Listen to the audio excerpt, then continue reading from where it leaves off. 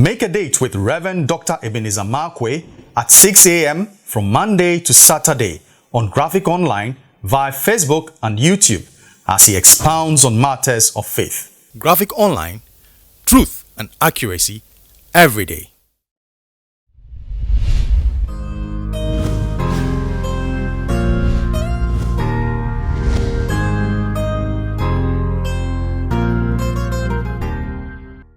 This is Reverend Dr. Ebenezer Markwei of Living Streams International with the church behind the trade fair called Life Cathedral, bringing you matters of faith with Graphic Online. Keep your eye always on Graphic Online because the kind of information that you get, credible information, which is very important and powerful. But today, I'm still on a particular portion of scripture called Luke chapter 5.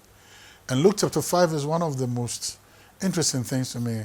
In actual fact, I have a book called Fisherman's Roadmap on it, the roadmap of a fisherman. But here's another principle from it. In Luke chapter 5, you remember, now Peter had toiled all night, and the Bible said he was, Luke chapter 5 from verse 3 onwards, Jesus, after having finished preaching, from verse 1 onwards, after having, he passed through the lakeside called Gennesaret, and then he met a fisherman over there, and he borrowed their boat. But I like to capture exactly the condition and the state in which he met them. The Bible said when he met Peter, who had toiled all night, they were washing their nets. They were washing their nets. Now, it's a very powerful principle for me. Normally, when I come from a town with quite some fishing that goes on over there, a famous fishing town called the only area of Africa. Now, normally when they go fishing, and then sometimes they come back, for the Bible to say that they were washing their nets, it means the net had captured what we call bric-a-brac, had caught some things and, and all those things. So nets all tangled up, nets all, with, you collect debris, you collect, people throw things into the sea. So you collect all those bric-a-brac of the sea. And so sometimes you need to free the nets. And sometimes maybe the nets can even be torn or something like that. Because of some of those things, items in this thing can have sharp edges and all that. So sometimes they cut the nets. And the Bible said Peter, instead of going home, decided to sit and wash his net. Wash the net from the salt of the sea. Wash the net of the bric-a-brac that it may have collected. Wash the net, free the nets, mend the nets, patch up this thing. One of the things, Peter had toiled all night and caught nothing. That is a position of failure. But Peter was saying to himself, there is another day coming.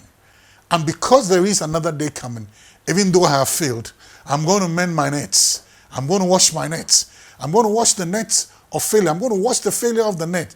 I'm not going to allow the failure to hold me. There's another day coming. There is a new day coming. I'm going to live up. Even though I've seen failure, even though I've tasted failure, I'm getting ready for the next day. That was the posture of Peter. Meanwhile, you remember, Peter said, we have toiled all night. That means he and other people who had other boats, they had toiled all night and caught nothing. But Jesus didn't go to them. He went to the one who was living for tomorrow. He went for the one who had hope. He went for the one who was saying that, yes, I have failed, but I'm not going to allow the failure of yesterday to hold me captive. I'm not going to allow the failure of yesterday to be a preventive measure that holds me back to yesterday. There are many people who are slaves to yesterday. There are many people whose memories are so choked up with failure that they don't have the courage and the guts to step out for tomorrow. I refuse to sit in failure. He was ready to go out. He said, that's not it. So far as there's life, there's hope. So far as I'm not lying in the grave, I'm going to keep fighting. And that's one of the things that I love about Peter. He was washing the net. He was mending the net. That means he had a desire to live again. He had a desire to go out again. He said, you made me lose today, I'm going to come out fighting. There's a famous boxer like Muhammad Ali.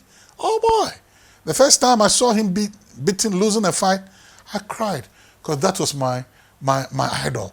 That was my star. That was my hero lying on the floor. But oh man, he sprang up and he took the belt again. Listen, the God we serve is a God of a second chance. The failure of yesterday is not the end of your story. Like Peter, wash the nets, get ready, look up for tomorrow, because there's something that is coming tomorrow that is bigger. Did you fail? You caught nothing? You caught bric-a-brac? Let me say to you, there's a great drought coming.